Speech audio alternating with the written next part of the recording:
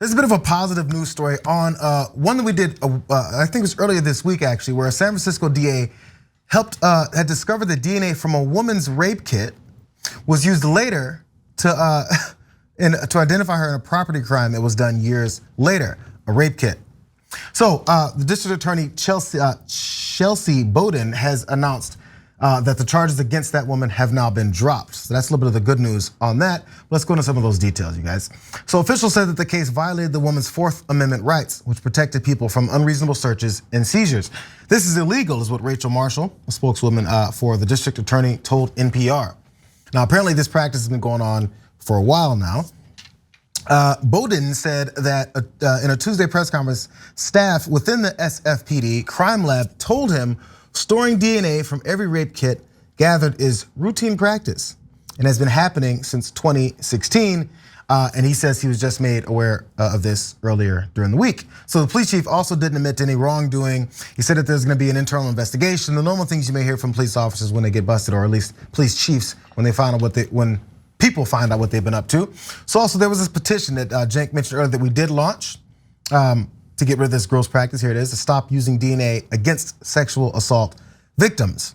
And this is about that story with San Francisco and the crime lab, that lib city that many pundits like to say is super lib and is too soft on people. So guys, this is really good news. So we asked you to sign a petition. Over 1,000 of you did instantly in the first 24 hours.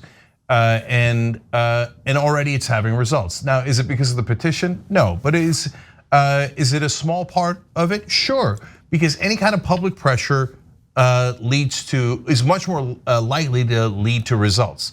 So in this case, we share the petition. Of course, there's many other factors, and everybody was outraged by the story. And good news number one, okay, they're not gonna charge her. Again, just to be clear here, they do the rape kit test, and then they store the evidence of not only the defendant, but of the victim, in case they can charge the victim later with crimes. That's insane. So let's keep signing it. We're gonna keep sending it to San Francisco until that police chief that JR referred to doesn't just pay lip service to it, but actually stops this from happening. He's like, we're gonna look into whether it's happening. No, brother, we already know it's happening. It happened to that woman, and now you are backpedaling and saying, fine, we won't charge her with a crime. You know what it was? It was a property crime. They're like, we got this rape victim, okay? She later did something much more serious in capitalism, a property crime, totally. Okay? So they were gonna bust her. Now, again, credit to the prosecutor there, because he noticed it and didn't do it. And so this one was a little easier to win because the prosecutor basically said, this is a problem, right? So good. Well, what we're asking you to do is not just sign petitions, but interact with them. So what does that mean in this case? Go to tyt.com/petitions. We'll put up the good news update on this because we have updates there. And we're asking other groups to sign, et cetera. But we're asking you guys, you think this is just happening in San Francisco? No, San Francisco just admitted it. This is happening very likely all across the country, in your city, in your state, and nationwide. So participate, ask the local prosecutors, DAs, attorney generals in your state, et cetera. Hey, is this happening? Are you guys using DNA from rape victims to later prosecute them? You won't get an answer instantly, but the very act of asking puts pressure on them. Every little extra piece of pressure makes a difference, and look at this, it did, right out of the gate. In under a week, we already have the first win. Now let's go do that all across the country. And the minute you guys have any kind of progress and you get a response, you get any attention, we're gonna amplify it and we're gonna put it in the updates. So we're gonna keep on building and building these things so that these petitions aren't just a vent, but they actually help us get to the change that we're all looking for and fighting for. Thank you, Cenk.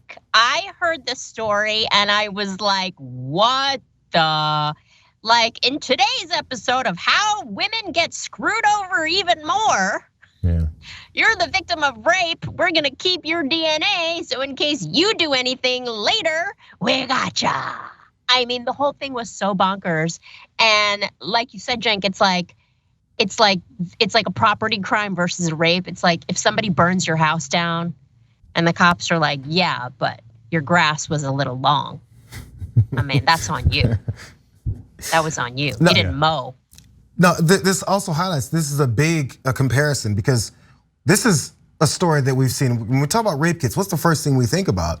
Is how many of them go untested, and after maybe the few that are tested, they don't do anything else about it. But when it comes to getting that victim and finding something else that they may have possibly done in a whole different circumstance, let's test it, get that DNA, let's bust her.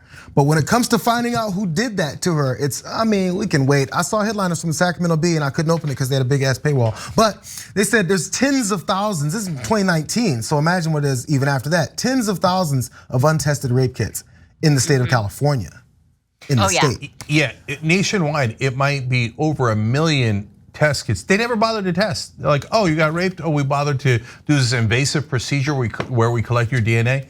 No, we didn't pursue it at all. We just left it for years and years and years. Now it's too late. But don't worry, we have your DNA and we'll prosecute you later. And by the way, do you think that might make it less likely that rape victims come forward with their story? Of course. So, I mean, this is just disastrous in 1,000 ways. That's why we're asking you to fight back and participate. The good news is, Cenk, for those conservatives who live in middle America who don't think San Francisco is the real America, don't worry. Our police chiefs are just as crooked as yours.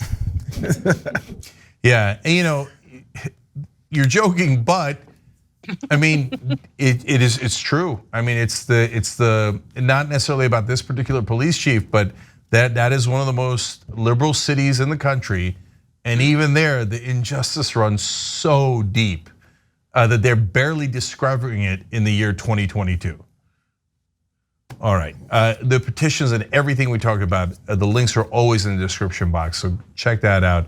Easy way to get there, tyt.com/petitions. Be part of the answer. Thanks for watching The Young Turks, really appreciate it. Another way to show support is through YouTube memberships. You'll get to interact with us more. There's live chat emojis, badges. You've got emojis of me, Anna, John, JR, so those are super fun. But you also get playback of our exclusive member-only shows and specials right after they air. So all of that, all you gotta do is click that join button right underneath the video. Thank you.